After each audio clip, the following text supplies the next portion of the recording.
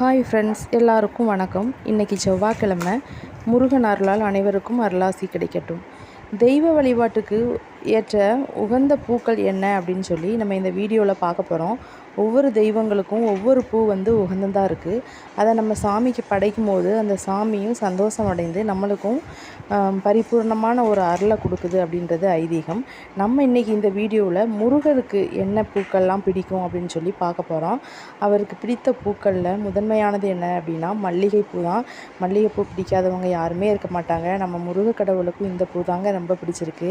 அடுத்ததாக நம்ம முருக கடவுளுக்கு பிடித்த பூ முல்லைப்பூ, அடுத்ததாக சாமந்திப்பூ, அடுத்ததாக ரோஜாப்பூ.